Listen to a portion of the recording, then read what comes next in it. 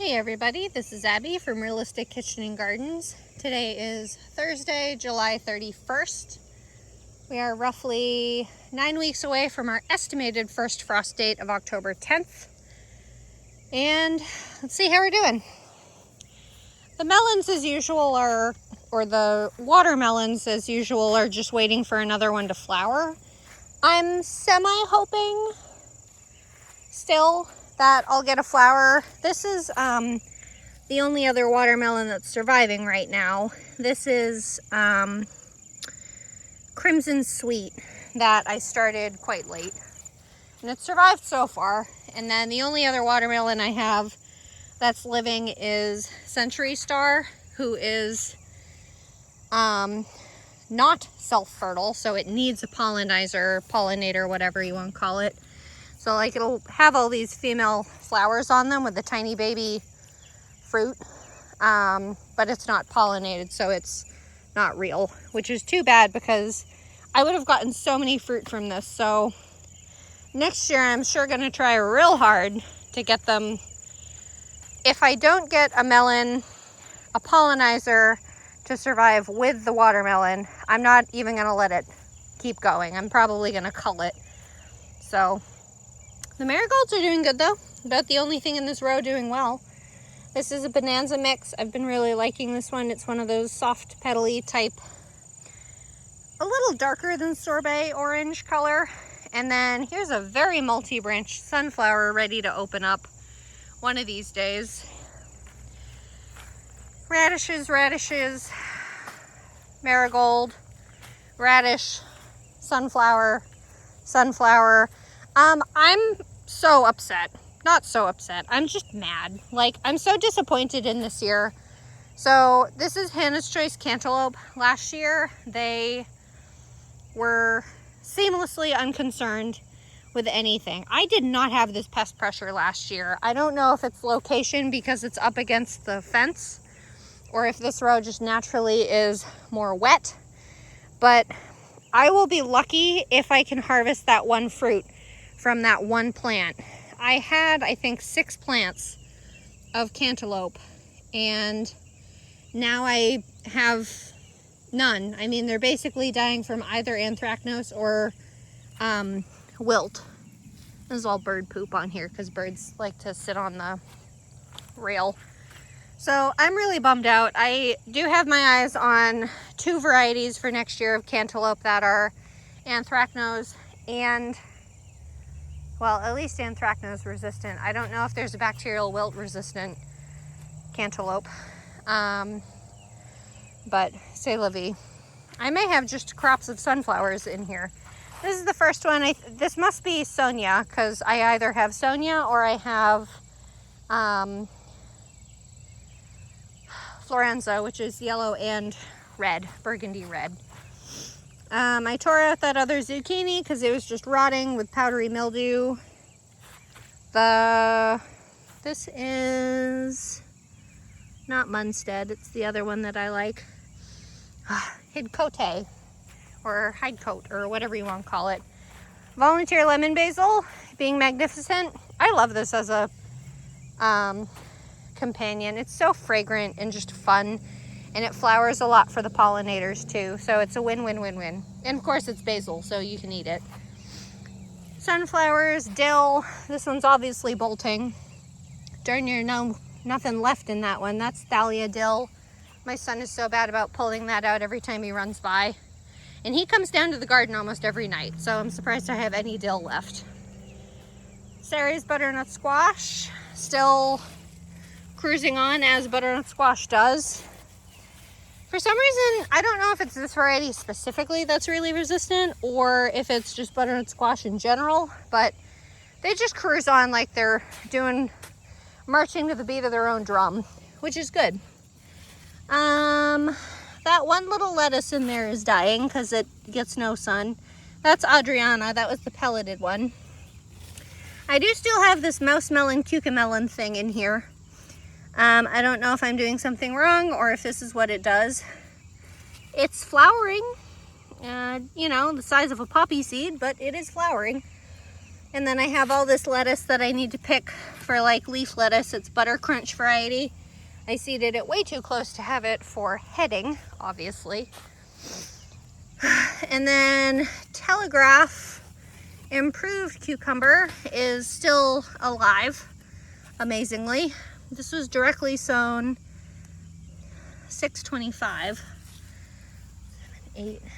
Well, it'll be 60 days on August 28th, so we'll see if I get any fruit from it. I think it's a 55-day variety, but I've had this net on all these little cucurbits to try to keep, if I have any, I try to keep that net on to keep cucumber beetles off it, but it's so big now they can probably just bite it through the net where it's pushing up. And then this is a very nice patch of teddy dill. I've been really like, this is my son harassing this plant, I think. He either crushes it or tries to pull it and it just pisses it off. I need to harvest this. This is gorgeous. New variety to me this year and I love it. Fallow row B.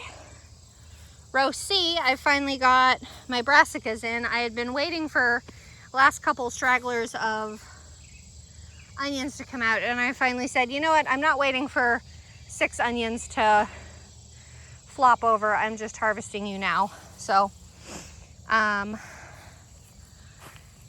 this row is Brussels sprouts and heading broccoli. So we have Franklin Brussels sprouts, who I've seen another homesteader use that goes very well. I somehow had cabbage moths in that covered shade net that I had up by the house when I was seeding. I had these start outside, but in pots, because I didn't have anywhere to direct sow them. So they're very acclimated to the weather, and I have put BT spray on them, which is a bacteria spray that is a gut toxin to caterpillar type thing. So anything that eats it is going to get the toxins. So I did that last year with my brassicas and it worked really well. Here's the first of the blue ribbon broccoli. This is my at least third season, if not third year, because I had previously done spring and fall crops of this broccoli, but this year I only did fall brassicas. So I think there's like 15 of these, so we like broccoli. There's a couple of them that look really good. I don't know if it specifically is this variety that isn't as appetizing as others to cabbage worms, but no, that's probably proper spacing. I think I did these guys 2 feet. Gurney's seeds, it's specifically from Gurney's seeds, it's an exclusive from them. They recommend 3 feet, and I've grown them in 3 feet before, and it's like, why did I waste all that space? Some of these are quite nibbled, so I'm hoping there's enough chlorophyll in there to get them back going, but we'll see. We'll see how we do. And then these last 6, 7, how did I do that? I thought I only, oh no, I aimed for 8, that's what it is. Dagan Brussels sprouts. Oh, Dagan is 100 days, so that'll be like late October, and then Franklin is 125 days, so I think that's very early November. So I've finally got them in early enough this year. Last year I didn't get my brassicas in the ground until late August, so I never actually harvested brassicas because or Brussels certainly, because I just got them in too late. I mean, it happens, you just need sheer time. And just because they can survive the winter doesn't mean they like being out in the really short, cold days. This is where all the garlic was. I originally was going to do my second row of brassicas. I usually like to do my fall brassicas following my spring alliums, onions and garlic, but because of all these volunteer cucumbers down the end, I decided to do a cover crop on this side of hairy vetch Actually, I can't remember now if I put green manure in or if I put groundbreaker in. I see the radishes up already, but that doesn't help me because I don't think the radishes are in the green manure mix, so it must have been groundbreaker to help loosen up the soil more. So daikon radishes to help break up the soil. I think it's hairy vetch and some type of rye. I'm going to try smothering all my cover crops next year, so that's not nearly as much effort for me postpartum. So these are just all random cucumbers that came up from the cucumbers I tore out last July. Last year was an excellent year for cucumbers. I had like over 50-60 pounds of cucumbers by July 11th. And I tore them out and just let them rot, and they of course reseeded themselves. So this is probably summer dance slicer if I had to guess. And then the rest are probably one of the types of pickling cucumbers I grew last year. I grew both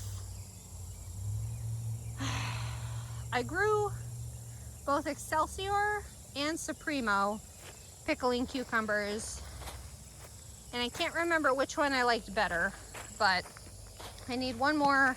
I'm going to do one more section to keep either that or that. I just need one more, maybe two more of these, and we'll go from there. This was spring carrots.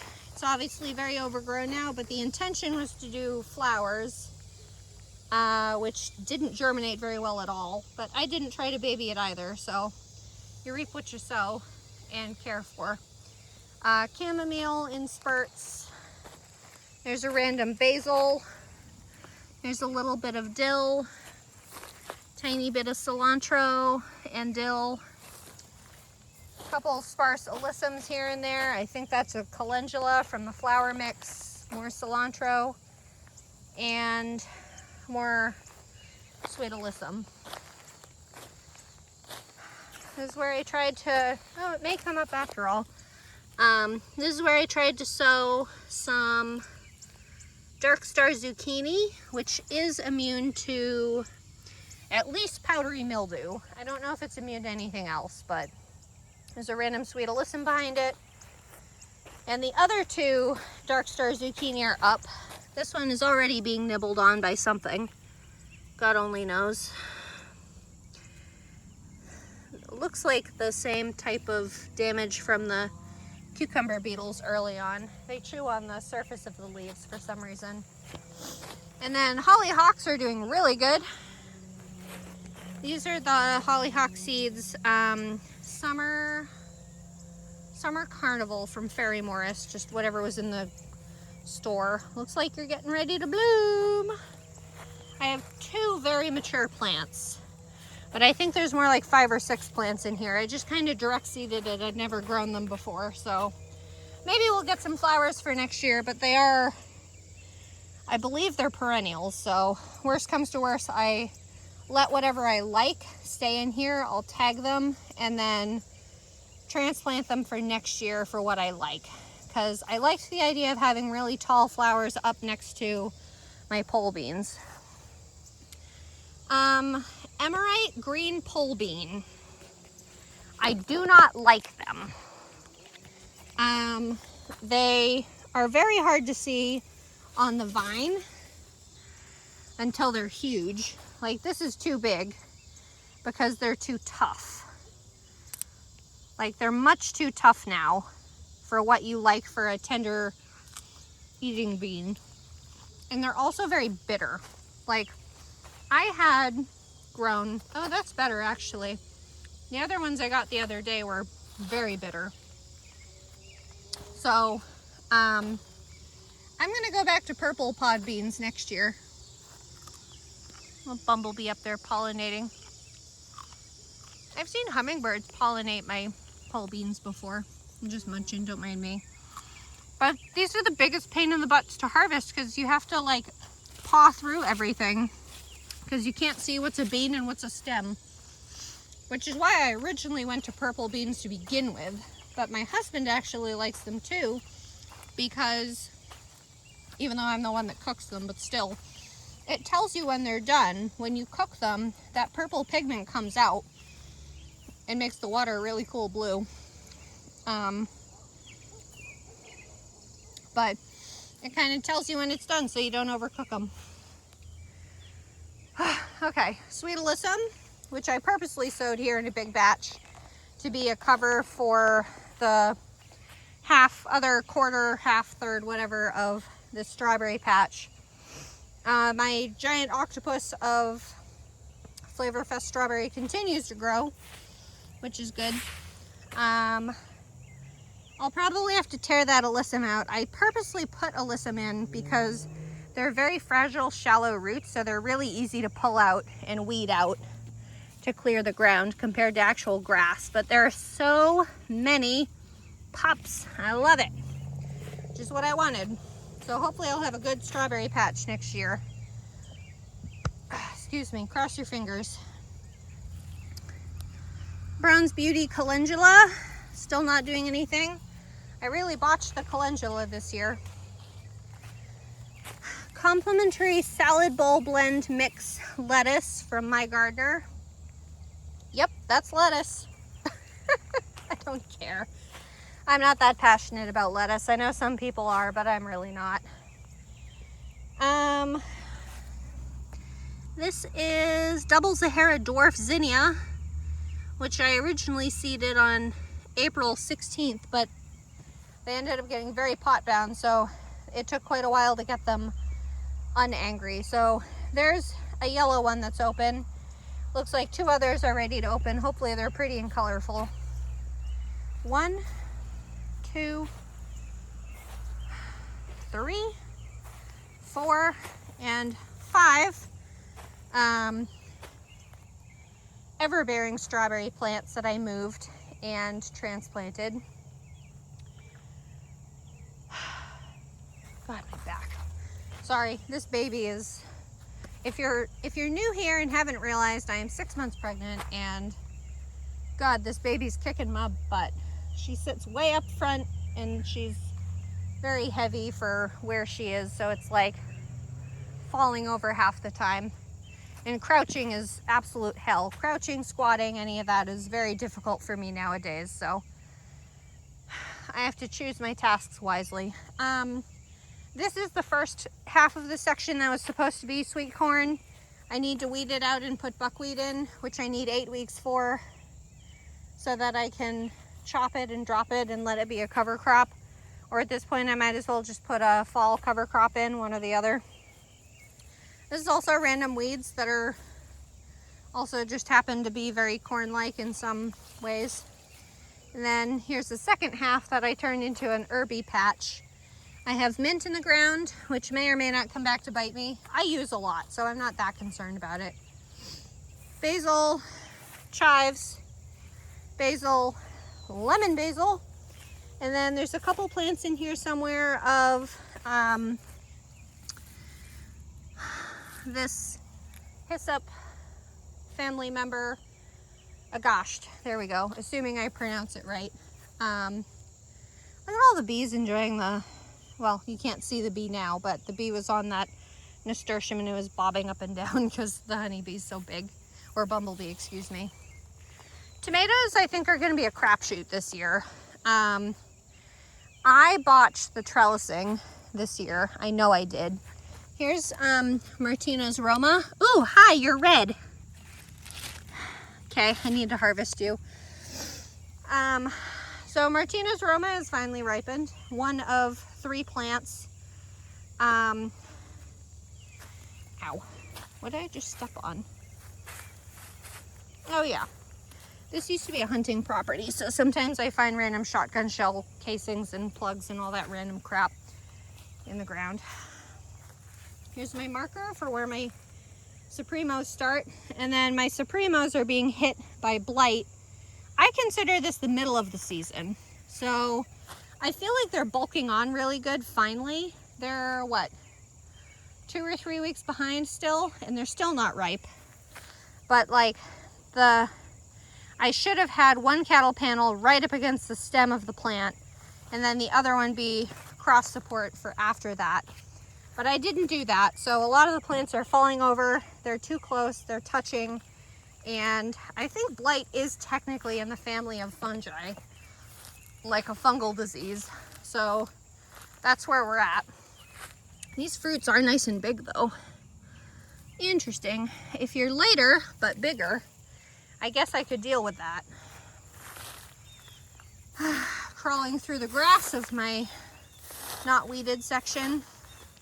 And then I spent the day, or one of the evenings that I come out here, because I really only come out here after dark, or after sunset at least, weeding, because there is something getting in here, hiding in the tall grass, and chewing my tomatoes like a buffet, the ones that slightly are ripe. So like that one, that pink one would be like chewed in half by now.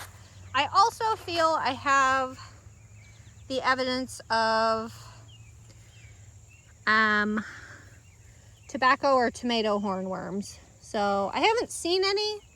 Hopefully the birds that hang out in my garden will grab them, or all the predatory wasps with all the flowers, but I thinned these out real good. I tried to stand them up and hang them up and all that, and of course there were casualties of it, but I did harvest a good few of the knocked down green tomatoes.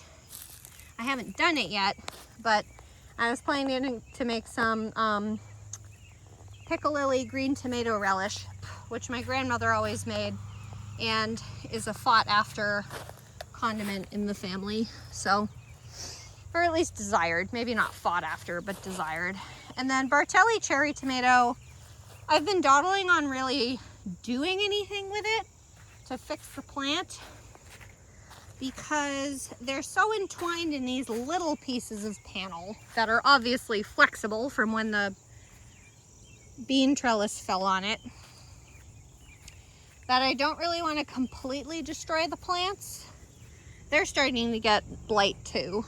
So I'm just kind of picking what I can reach and letting it be otherwise.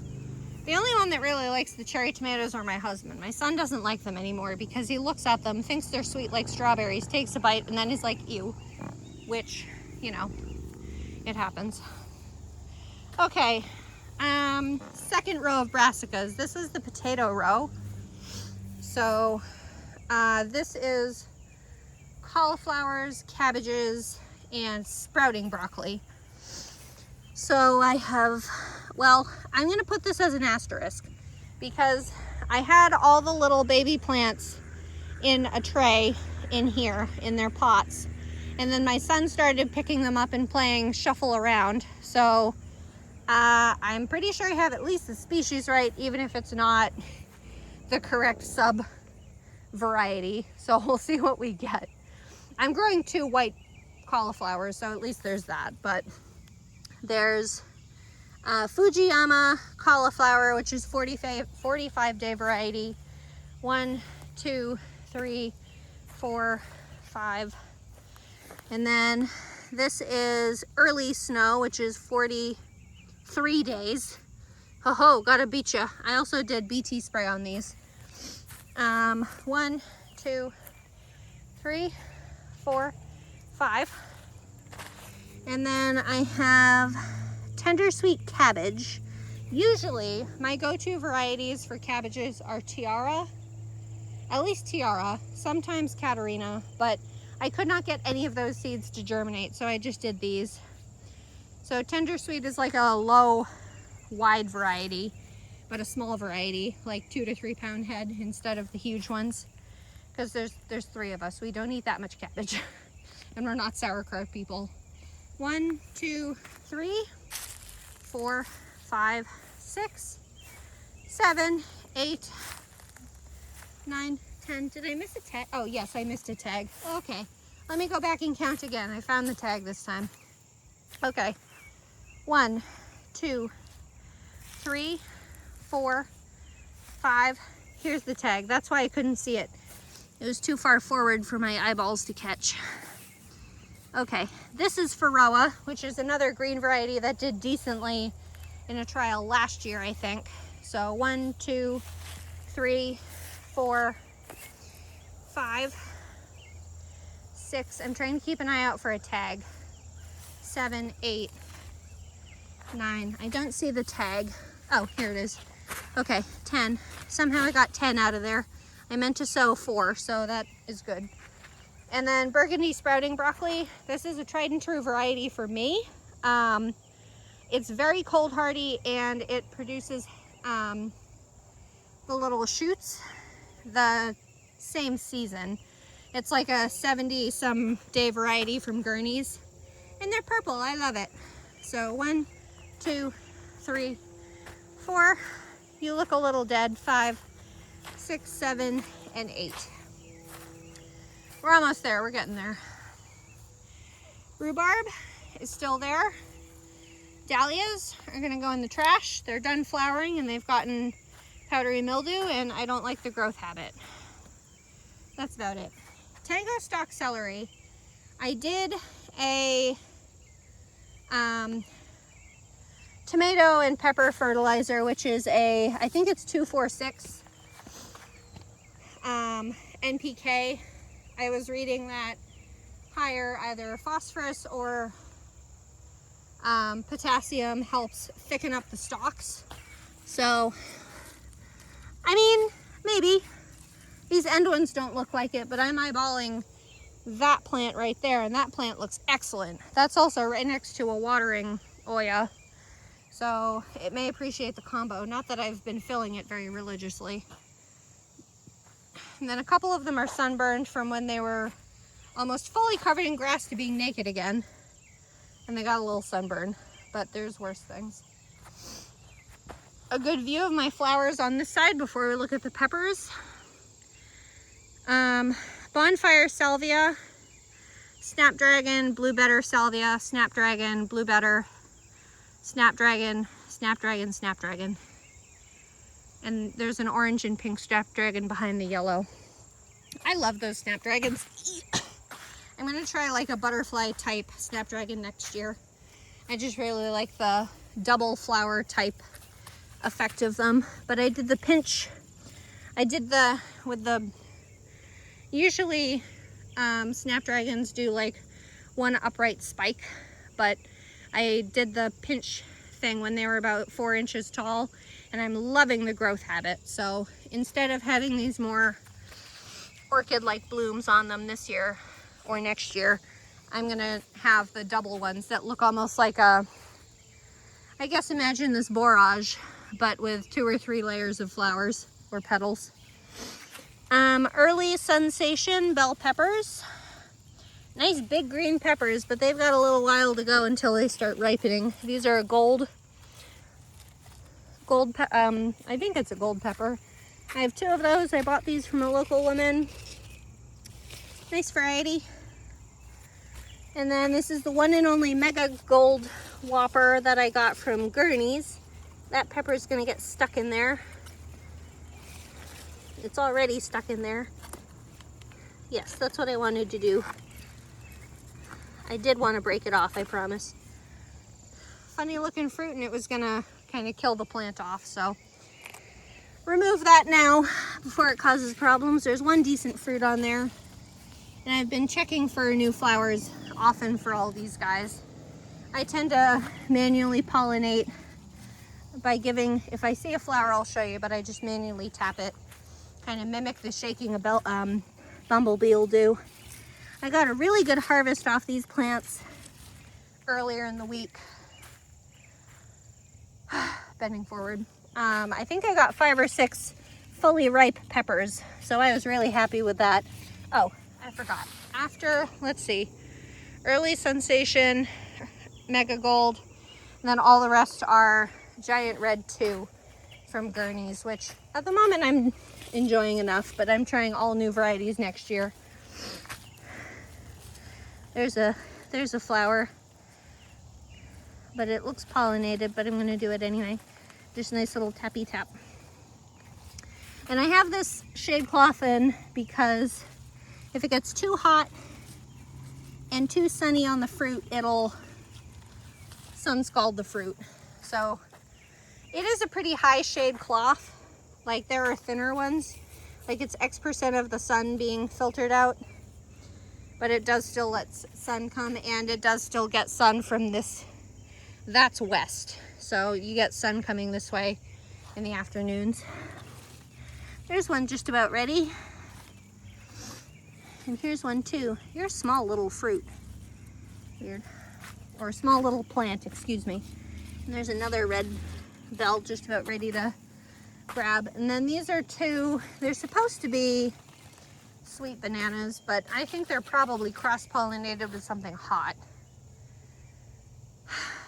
Okay, I'm going to switch sides of the path or row so that it's easier for me to show you the okra. The okra's been doing really well this year. This is my first year doing eggplants, and I'm more doing them for fun because they're the little tiny pumpkin on a stick type. I mean, they're still edible, but I don't know why you'd bother because they're so tiny and stupid. But they have had a ton of pest pressure, eaten alive by Colorado beetles. I saw, here it is, demonic ladybug type creature. God, I hate them. They're so gross. Colorado beetle larvae, Colorado beetles, flea beetles, tomato hornworm, like everything under the sun goes after them. And we don't even eat eggplant, so I wanted to do it as a for fun, but it's getting a lot more obnoxious than that. A little bit of volunteer chamomile. I'm going to try to do feverfew next year, which looks very similar. And then this is orange jing okra. It must flower in the morning, but there's a nice size pod there that I will harvest after I'm done with y'all.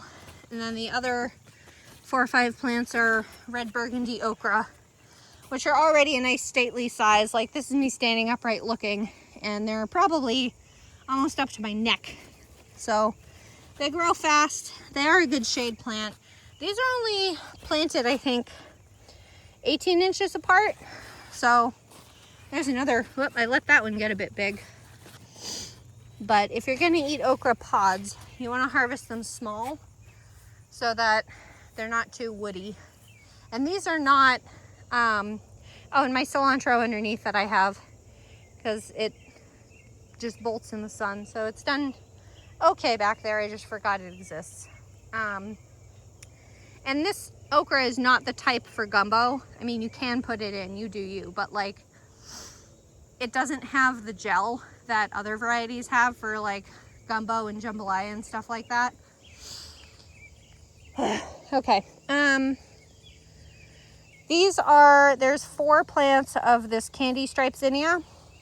There's a yellow, there's a cream, and I'm still trying to decide if this is the candy stripe or if this is a different one. And then there's this one that is probably my favorite. It's like a creamy white with these lots of pink frecklings in it. I really enjoy it. Have that in a bouquet on my counter. That, or this is a California giant. It might be a candy stripe. There's one little bit of red. But this guy's so cool. I don't know if he'll be visible. But in the zinnia is one of these specialized spiders that are the same color as the shade of flower. So they hide in there and grab prey that way. And I think it's so neat. I really like spiders. I mean, I'm not one to keep them as pets or cuddle them, but them as a predator are important. Double choice tall mix straw flower. Not loving them this year. I was very underwhelmed with them last year. Different variety, but same flowering behavior. I don't know. There's a really specific point in their growth that I like, and then I don't like them. I don't mind them like this. I really only like them, I don't even see a good stage of it, but like they'll have most of the petals closed and then a couple on the bottom open, and that's when I like them. That's about it.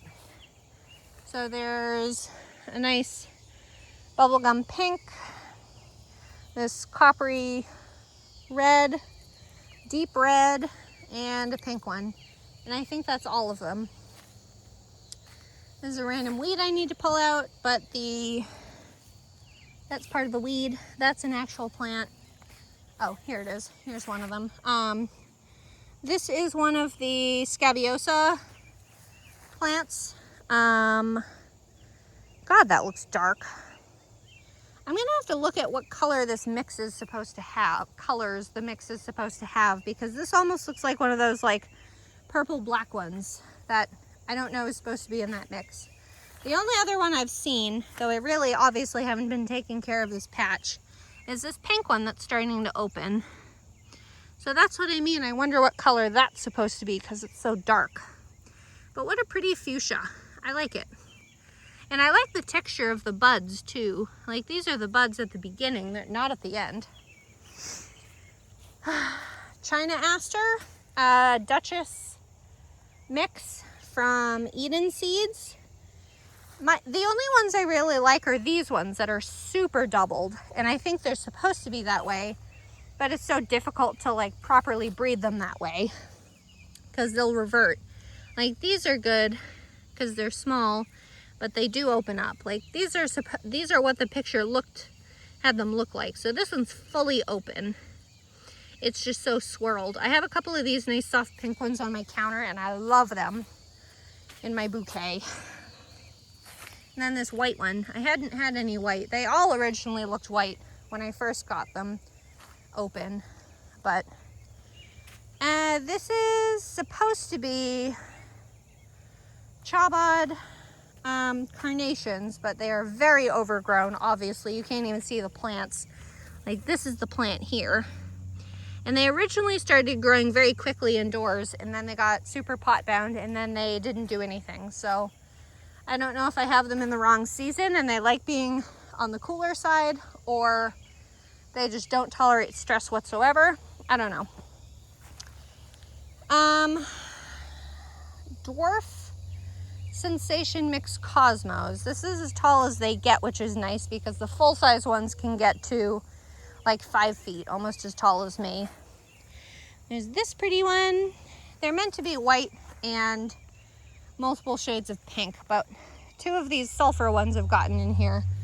I'm not actually mad about it. Oop, there's a bee. I'm not mad about it. I really like like there's a natural geometry to them that I really like with the lines of the petals and the color and the texture. I like them. They made it into my bouquet too. Iron Purple stock has been gone for a while. Random little bit of Sweet Alyssum and Borage. What a disaster this plant is. I think there's 3 or 4 plants in here growing. The honeybees love them, but they're such a mess. And then it looks like my Nigella is basically done. I have a few of these marked to save the pods for seed. They're specifically the white ones. I want to save them for next year, so I'll grab them at this brown stage or even later. I was wondering if they'd shake. But yeah, they'll be part. I love the growth habit of them. They're just so fun and whimsical and chaotic, but in like a pleasant way. Unlike that. That's chaotic and ridiculous. Ugh. So I'll definitely do Nigella again next year as part of I'll do a shorter rainbow. This almost looks pink. This is Wild Queen Anne's lace. You almost look pinkish tinged. That's so weird. And then giant marigolds, yellow and orange from Johnny's Seeds. I love Johnny's Seeds for flowers, but they're so dang expensive. Gotta love them though. And then this is the Ladybird's Cosmos mix from, I think it's Renee's Seeds. So these are more of a height. Again, I think they'll get taller. They'll keep getting taller. So this is me looking straight on. So they're probably about 4 feet tall. And then those are the Cosmos that I was just talking about. So they're only about 3.5, 3 feet tall. The sulfury ones are even shorter, but they have some red shot through their petals. There were some last year that were really nice. They were like red on the tips and then almost yellow in the middle. The ombre was gorgeous. This is more similar to what it was last year, but like even more dramatic. I love them. And then Roulette Coreopsis. This is what I think they're supposed to look like. So they have not really double blooms per se, but burgundy with little yellow ones spiking out too. Some of them are very singular, and that might actually be an amulet, because there's Amulet Coreopsis that looks like this, and then there's Roulette Coreopsis that is like this. So I might have accidentally gotten an amulet seed in there, because they sell both from Eden Seeds. And then here is my Tip Top Mahogany nasturtium, which still isn't flowering. Fine. So, all right, that's the whole garden. What am I doing right now in the garden? Not this second, but like this time of year. Well, there's harvesting. If you can beans, you can all your green beans or your tomatoes. I'm waiting for a big enough crop to actually get, because there's that orange steak right there. Those are the ones in the seed snail, and they're about 2 to 3 weeks behind. And then here are the traditional ones in a pot. They've been hit by blight pretty bad, plus things eating them, plus me knocking off a bunch of green ones. So, and I've only gotten about 5 pounds of them, 5-6 pounds. So, I mean, last year I got, I think I got 22 pounds from 6 plants. So that ain't happening now, because I think there's 1, 2, 3, 4, 5, 6, 7, 8. There's 8 traditional and probably about the same as the seed snail ones. And then there's 2 of the slicers, Defiant, which I forgot to tell you, and there's 1 to harvest. But crapshoot for tomatoes this year. Next year I'm definitely doing varieties that are blight resistant. Slicers, pastes, and cherries. I'm getting a whole new slew of seeds. It's time for me to buy more seeds anyway. I'm out of seeds for tomatoes, which feels unheard of, but here we are. Babying the brassicas, they won't be ready to harvest for at least a month and a half at the earliest of early things like cauliflower and such. Tomatoes, beans. Hopefully I'll get a decent crop of cucumbers off that weird volunteer patch over there. And actually, if row A, with all the cucurbits, what do I even have in there that's living? Ceres, butternut, and some dill and sunflowers. So I may very well just tear that out. I'll leave Ceres and the sunflowers, but I may very well tear that out and do a cover crop in there, so that I can get the cover crop out before the last frost, and then do some kind of organic matter to help increase drainage, because I think part of that is drainage issues. But the tomatoes did fine in that. I don't know. I'll go on like this all night. This is how my brain works. This is how my brain does in the garden, which gets me in trouble. But anyway, so that's all I got for today. If you like this kind of stuff, please like, comment, and subscribe for more. And if you like seeing my shenanigans more often, follow along my Facebook page, Realistic Kitchen and Gardens, for daily, all the daily. Usually I try to do twice a day, but we'll see how that keeps going with baby. The tours will probably keep going until October or even after that. But then once it gets really short, I do Thanksgiving, Christmas, etc. So anyway, thanks for watching. Bye.